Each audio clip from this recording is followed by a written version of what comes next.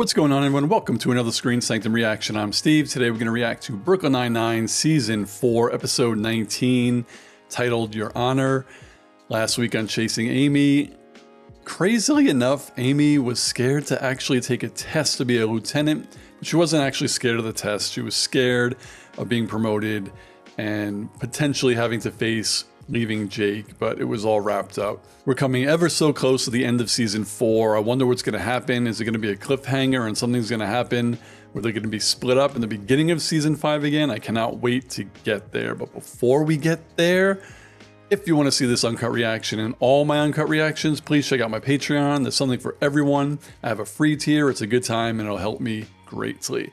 But today, it is your honor. In 3, 2, 1, go. I've been going at him for 6 hours. He won't say a word. The guy's a brick wall. Not to worry, Sarge. I'll take it from here. Hope you boys brought popcorn. Let's see what you got, Jake. Here you don't like answering questions, Marcos. That's fine by me, because I'm not asking. Oop, handle fell off. Oh no, he's stuck in there. As I said, I got all the time. It's a little warm in here, right? Do you feel any air coming out of that vent? I got...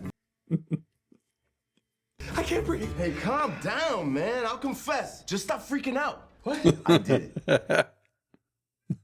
But in my version, everything is a transformer except cars. All right, like some wisecracking. Then they can't be Autobots. You are looking at the Second Circuit Court of Appeals Judge Laverne Holt. Captain Holt's mom? Oh, cool. Santiago, what are you up to? Just want to meet your mom. Come on. Okay, never mind. Peralta, come into my office, please. Oh, you ruined it. Peralta, my mother's house was burgled. And you want me to cover the case because I'm your favorite detective of all time. Yes. Also, the Jam On incident. Oh, man. That sounds appropriate. Well, That I should sounds be going, appropriate. Detective, Captain. Your Honor, Detective. Captain, you're on. Hitchcock, they're stealing Brown Betty. Freeze! Get your hands off the couch. Whoa, whoa, whoa. Calm down. Brown Betty. I can put my butter feet on any surface in there. Exactly. It's disgusting, which is why we're fixing it. I blew a huge opportunity to work a case with Holt's mom. Oh, yeah, I didn't need an answer. What?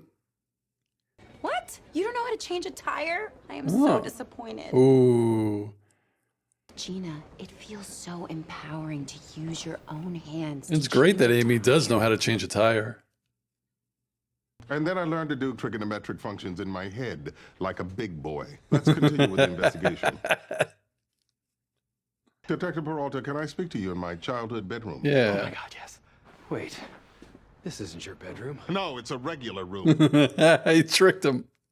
We're vibing like crazy. I assure you, my mother's not a vibrator. Definitely not what that's short for. I know it very well. All I'm saying is she's not interested in skateboards and soft water drinks. I happen to think you're wrong. I think she and I make a wonderful pair. What is he talking about? We're all done in here, Your Honor. Your Honor, don't be so formal. Call me Laverne. Ooh. Okay, Laverne. 100 Charming Avenue. It's a real place. I looked it up specifically to make you mad. I'm gonna go find and catch. That is something Jake would do. And that is that. Damn, the break room looks so much bigger. We should start our own home renovation show. I can see the poster. I'm on Terry's shoulders screwing a light bulb. Terry's shoulders. It looks like a Swedish airport. Everyone's gonna love it. Just keep telling yourselves that. But is Shame. it comfortable? That's going to be Everyone I talk to, check the question. Out. Any luck on your end? None. Unfortunately, we're surrounded by stupid law-abiding citizens. I'm Tank. This is Tyrone. He's the son of a close friend of mine. Anyway, we're no members. Son of a close friend. And voila, tire change. She wasn't paying Do you attention. feel empowered? Yes. You really didn't learn anything? No, but I hope you did. Can't school Gina. Gina schools you. Oh, Gene, all you had to do was pay attention for 20 minutes. Stay with my mother. I've never seen her this shocked before. Interesting. Jake, I need to tell you something in confidence. Oh, no. George Kenderson did not rob me. He was not casing my apartment. Oh. He was with me that night. Yee. You? Oh God, I'm so sorry. I mean, way to go! I'm sex positive. I don't know what to say. Forensic says his prints were all over my mother's apartment. Oh. But Jake, you have to. Enough! He robbed my mother. No. Don't say it. He's her lover. He's your mother's lover. Oh, Jake. Look, I know it must have been upsetting to find out about your mom's. How you say? How do you say? She didn't want me to know, and I will behave in a completely professional manner. He will not. Since you two are such good friends, why don't you handle the case on your own? Good day. She's not gonna let him call her by the first name anymore. What's going on in the kitchen? It's insanely packed. You like those new stools, huh, Charles? I told you. It's not comfortable. I knew a truck carrying Khloe Kardashian jeans didn't overturn in a parking garage. So we're not gonna leave here until you learn how to fix this. Oh, damn. Ooh. That's not my car. That's my car. Same make, same model. But you just slashed a random stranger's tire. She would give the addresses to her husband, Tommy. Hi, Tommy. And he would break into the houses while the occupants were out sipping vino. I don't talk about this a lot, but I actually have had a difficult relationship with one of my parents. That's your father. You talk about it Yeah, obsessively. all the time. You want me to just say, Cowabunga, Mom? Yes, that would be awesome. Well, it's not going to happen. Cowabunga. Cowabunga, people. Dismissed. Oh my God. What's happening? My tire is fine. It is? It is. Did Gina do it? You know, using only my bare hands and also a few tools, I replaced that plebes flat. Plebe. I had a bunch of practice. I actually used your car for that. Oh. We'll be the judge of that. Yes, that's what we're asking for. Literally. Beautiful. What's that nice couch doing here? The old couch didn't make it. The second the sunlight hit it, it turned to dust. Oh, we'll make do. We'll make do all over again. Well, I just mean we'll fix it.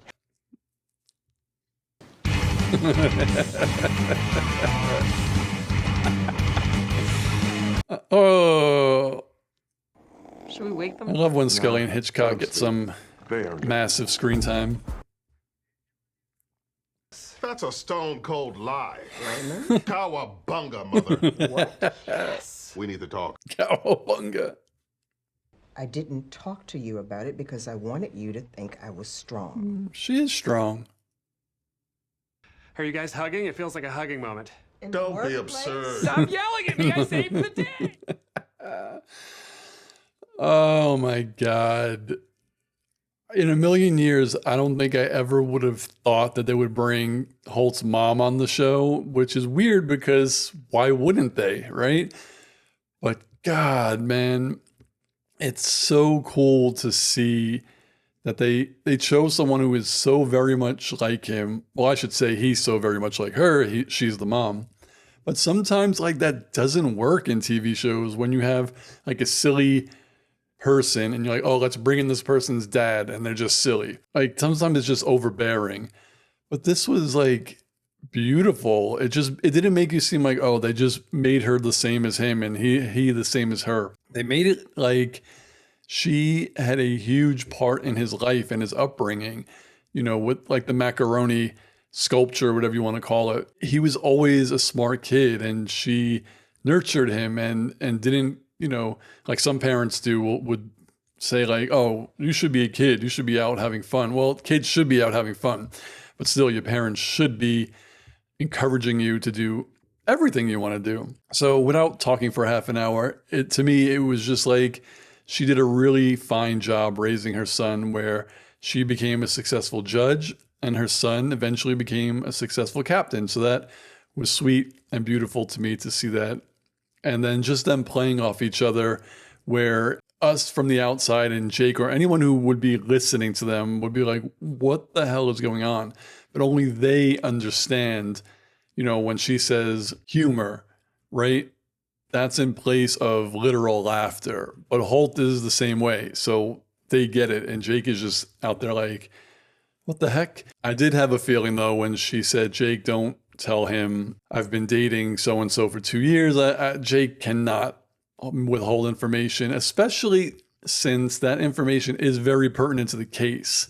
If it was just that guy, had nothing to do with anything, and she told him not to tell Holt, he probably would not have told him.